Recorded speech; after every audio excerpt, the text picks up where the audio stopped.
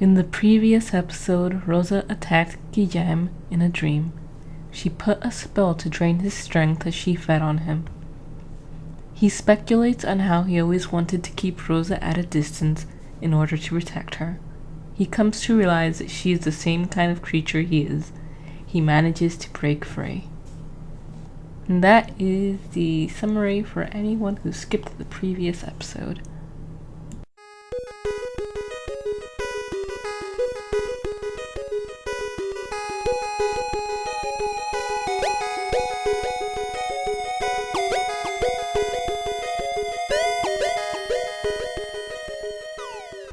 Hello guys, welcome back to Cupid.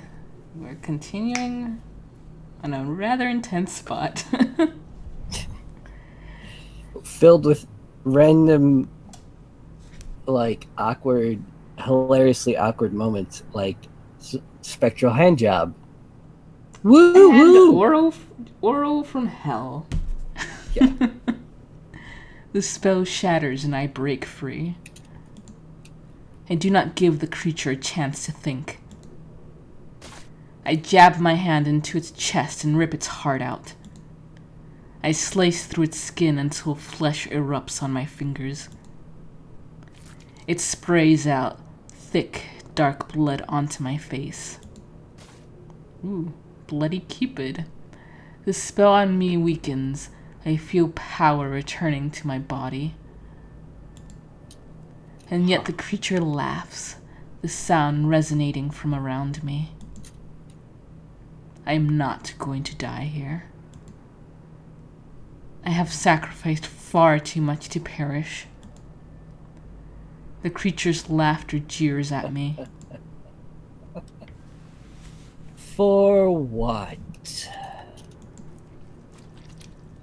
I knew that was a gross noise. I grasp one of its limbs and pull. The flesh tears away like a flower's petals. The creature drowns in its own blood. I break its wings and it howls in pain. I push it off of me, striking its malformed body. Every blow breaks bones and snaps sinews. Yet the creature still laughs. I am not to be mocked, you filthy thing. I am powerful and I will endure. I have played this game for centuries, and while I will not be beaten at my own device. The creature crawls at my feet. Suspended blood forms scarlet jewels around us. In dreams, time is slow. It caresses my leg with its girlish hand. You enjoyed it too, didn't you? I did it all for you. I bring my foot up. Its head titters as I crush its skull under my heel. I love you. What dream gone bad? Yeah, I would say so. I would have to agree with that. Yeah. Guilleme woke up from the dream with bloody hands. His trousers were wet. His groin still felt sore and pulsing inside his pants. He stood up from the bed and his vision floundered. He fell onto the floor, losing balance from the sudden frailty of his legs. The churning in his stomach wouldn't go away. Bile rose up in his throat and he vomited. Every breath was shallow and tasted like sick. He closed his eyes. He laid on the floor for a little while, dragging air into his lungs until the urge to vomit passed. How could darkness still spin without ground? Also, I'm not drinking a whole lot, but I've been here. Guilleme's fist balled up in anger. To be degraded into this pathetic state was unforgivable. He felt the fury burning hot in his heart, consuming every thought in his head. He tried to rein it in. It was an unnecessary expulsion of energy at this point. He didn't know how long he laid there in the dark, helpless and weak, beside his own vomit and blood. But soon his strength came back to him. Pushing himself from the floor, Guilleme staggered around his room. He cleaned himself and put on fresh clothes. He could still feel the tugs of odious power within his stomach. He walked to his bedside drawer and looked inside. The old dagger glinted at him with malice. It reminded him of his anger, forged and sharpened over the years. His hatred was distilled in this blade. He gripped the dagger's hilt until red welts formed on his hands. He felt bound by purpose and rage. He could hear her calling out to him. A whisper. A taunt. Guilleme, play with me again, please. You know where to find me. He shivered as his teeth grinded in his mouth. You will pay for this. Guilleme heard voices waft around his ears. Ever since he had awoken from the dream, his vision doubled. He would be walking on the floor 1 minute, then slipping the next. Guilleme held on to the wall. It seemed that the spell hadn't ended with the dream. He hated the feeling of being powerless. He gripped the dagger, biting his lip to keep himself awake. The domain of sleep was where he was most vulnerable. His attacker must have known this too. He regained some of his strength, but he was still weakened considerably. Rosa. So she was a witch. How come he had never noticed before? The years have made him soft. Guilleme clenched his jaw. Either way, it didn't matter. It was starting to get boring. He would just have to deal with Rosa tonight. Then he would pack his bags and leave for Asia. Guilleme smiled despite his nausea. Just you wait, my dear. I'll pay you back for your contempt. He opened the door to Catherine's room. At once, Guilleme noticed the tinge of red that saturated the room. A blood-red candle shone brightly on the table. The air was heavy with a salty musk of sex, and his vision began to flounder once again. Somehow, he felt unprepared. A prickle of fear stained his pride. He was suddenly aware that his anger had led him here without enough forethought. His hand tightened on the dagger. Somebody was shifting on the bed, but the room was too dark to see who it was. Guilleme stepped closer. He could hear low, rousing moans from the bed. They increased in fervor and excitement as he stepped nearer. Guilleme's mouth salivated. A final soft squeal came, and the figure rose from the bed into the light of the candle. Pat the bunny? Oh, about the farmer. That's the best guess I got. Run away, rabbit. Hi, Gilly. Thanks for waiting for me to finish. I got so excited at the thought of you coming over that I couldn't help myself. It feels good to release pent-up frustration, doesn't it? The woman stepped forward, and Guilleme instinctively took a step back. See, you are my biggest frustration. Years, Guilleme, years. I held myself back, fighting at my own nature. For what? I don't even know anymore. Sweat dribbled on Guilleme's brow. He wiped it off hastily. He could feel his muscles tensing, a clenching in his abdomen akin to being touched. What do you want? Rosa giggled. Retribution. But not before I get to play around. Mother allowed me just this once. I never said that. A reward for being a good girl. Guilleme's vision spun. The sweat poured off his whole body. His breathing was bated and hot. He clutched his dagger and brandished it.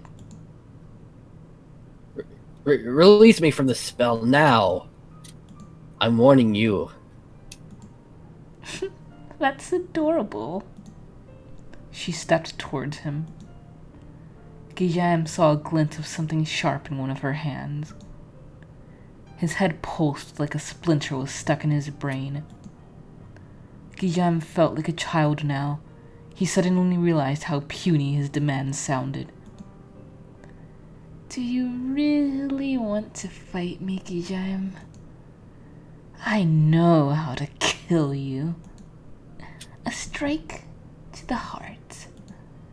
A wound that will never heal. She was taunting him. And this spell, I made the spell especially for you. Your own power of emitting desire is used against you. It makes my spell more powerful, while you become weaker. You must admit, it's pretty impressive. I'm more powerful than you, Guilleme. Guilleme choked on his own spit. He swallowed and swallowed, but the liquid in his mouth seemed to drown him. What does it feel like, being seduced against your own will? She stepped even closer to him, so close that her bosom rubbed on his arm.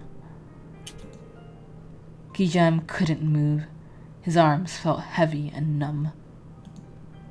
His dagger clattered to the floor as she stepped nearer. Her power was double his own. The spell seemed to magnify it with her proximity. She ran her hands over his chest, chasing a finger down his shirt. Getting torn down the middle must be excruciating. Now you know how your victims feel, you dirty monster. Who are you? I am your judge, Guilleme. I am your scourge, your truth. I am like you, a creature that emanates and feeds on desire. But unlike you, I am clean. I am pure. What? Mother's love. She keeps me clean. I'm attached to her teats and sucking at her love way after she died. Isn't it wonderful? That's creepy, kid. You should know, Guilleme. You sired me. What? Rosa took out the locket that Guilleme had given her before. The locket was open now, and a woman's face was inside.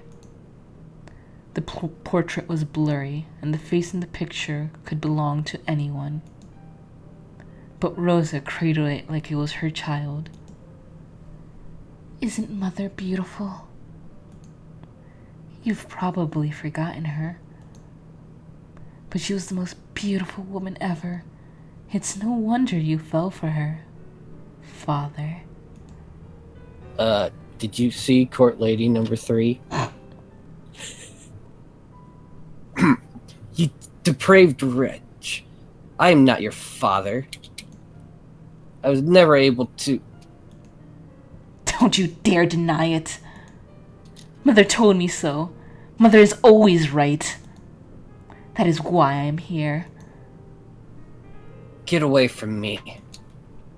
I am the angel of vengeance. Oh, Father, please understand. You hurt her so much. Her hate only fueled her love. She still loves you a lot.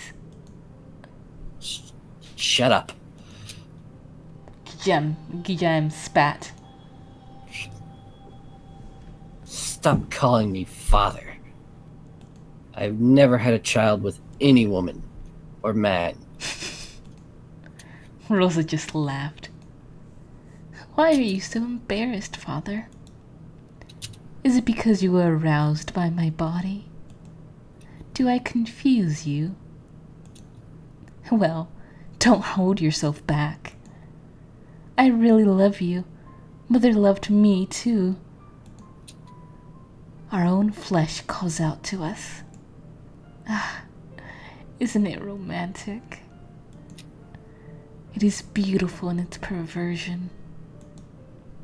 We are creatures of desire. Achievement unlocked. Quick. Yep, that's very apt. Yep. Squick indeed. It is an inherently natural phenomenon. Any desire is justifiable, no matter how depraved. I'm gonna have to at least... I'm gonna argue with that. You're the kind of creature I despise. Twisted, hungry, self-righteous. You are rabid. Guilleme's hateful words just heightened Rosa's pleasure. I love it when you call me such dirty words, Father. Now excuse me while I go wash my mouth with soap. I love it. I love it. If it distresses you, then I won't treat you like my father, but simply a man. Such little details don't matter at all. Fan service. Love is all you need, isn't it? Love conquers all. Guilleme gritted his teeth. Yes, it does. Mother loved me with her whole heart. She loved me in thought and body. You don't mean. Thank you. Thank you for voicing what we were all thinking. You know, game, your achievements don't have to express what the Let's Players are going to say. That is why I was able to live through centuries without feeding. Her love is the only love I need. Wait, she's lived through centuries? I guess so. You, on the other hand, you are vile, repugnant, filthy. Rosa licked the sweat off of Guilleme's neck. Her tongue slid on his skin so enticingly, the hair on Guilleme's arm stood up. She was so near now, her skin glistened with sweat. Her lips were wet and plump like apples. Guilleme shut his eyes. He wanted to push her away despite his petrified body, but his mind was torn. A part of him frolicked upon the thought of pulling her corset free and sucking on her breasts, pulling her hair, running his lips on her shoulders, pushing her wrists down onto the floor, inhaling her scent and letting his tongue savor the wetness under her skirt. He bit his lip, and his teeth broke through skin. The pain gave him momentary control over his drugged mind. If he didn't find a way to stop the spell soon, it would be his downfall. Oh, but what a temptation you are, you shameless rake. You're enticing in your debauchery. I've been so good all these years. I didn't even feed once. And you just eat and eat and eat to your little heart's content. Where's your discretion, you pig? You even stole away Catherine's love before I got a taste. Wait, you did get a taste, though. Not enough. It's not fair. I am unaware of what you are talking about. Rosa giggled. Don't play dumb with me. I'm the only one who understands your nature.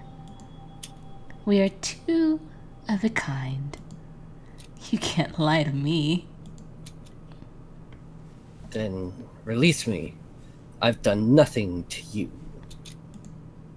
Rosa licked her lips. I'm sorry, darling, but I can't. As long as you exist, I can never have peace. Knowing that you're out in the world, feeding, I'll get jealous, you see. You crazy witch. Have you ever heard of polyamory? It's not really something that's practiced between, family members, but... We're in this far. We're in this far, why the fuck not? Rosa just laughed and Guilleme felt a rising terror as she pressed her body against his. I love you so much. Her voice was barely above a whisper. I can't control myself any longer. You'll be my first and the last feeding. Did you enjoy your dream of me, Guilleme? I made the spell stronger now. I'll make sure you won't get away this time. Guilleme was silent for a moment. Then a low snicker escaped from his mouth. What's so funny? You... pathetic little girl. I pity you. With these words, the spell started to waver just a little bit. At least I have the decency to own my curse and not hide under self-righteous proclamations. I get to enjoy the scraps of our despicable lives. And you, how does it taste living under your mother's rotting love? You're probably tired of it by now, aren't you? Mommy's love doesn't taste so good after decades of sucking on it. Guilleme's hunch was correct. The spell was a charm to entice and seduce. It was linked directly to the caster. If he could distract Rosa, the hold of the charm would weaken. Already he could feel sensation return to his fingers. In the end, you're just a leech, feeding off an ancient, decomposing love. It's no wonder you're insane. Rosa pushed him onto the floor. She was still powerful. The curse hadn't lost all of its effect. Guilleme's back hit the floor with a thud. Rosa climbed on top of him. She rubbed her hips on his body, furiously, angrily. Her hands grabbed his manhood and squeezed. Guilleme let out a painful groan. You do not talk about my mother in that way. The levels of hate and desire mixed and saturated the air. It suffused Guilleme's senses. His mind went blank for a moment. I will make you pay for your words. I will suck you dry until you are nothing but a husk. I will devour your mind. I will take it all. Your love will fill me up, but I know Mother's love will still be the best. Guilleme felt the cold, sharp knife savagely tearing at his clothes. The fear surfaced on his senses and snapped him back. But Guilleme just laughed again. Take it. Take my body. Make yourself feel good, Rosa. I feel sorry for you. It had been a while since he had been violated like this. He thought he had been able to run away by being smarter, being dominant. The bitterness of being an object of desire sent a coating of gall up his throat. But he only flashed a sadistic grin. You don't even have to kill me soon. Why not make me your slave? I'm sure that's a worthy punishment for all the victims I've claimed. Rosa stopped once again, confused at his words. I'm with Rosa. I'm not sure where he's going with this. You're just like the rest of them. He laughed maniacally. Just like everyone else. Go on, dear. Why did you stop? He was chuckling now. His deranged eyes stared at Rosa. Pain sifted through the cracks. It is most humbling to be reminded of my real purpose, Rosa. Use me. Use me for your pleasure, for your vengeance, or your justice. Then throw me away. In the end, we are all just using each other. Love. Love doesn't exist. It's just a fear wrapped in a pretty package. Only desire is real. Only need. He looked up at Rosa with a sneer. How much of your mother do you really remember? I don't remember any creature birthing me. Do you? And we will have to leave this episode off right there since we've gone overboard, but hope to see you guys next time. Farewell. I can't even remember how that song goes now. Something like any Gaelic songs. Hammiskits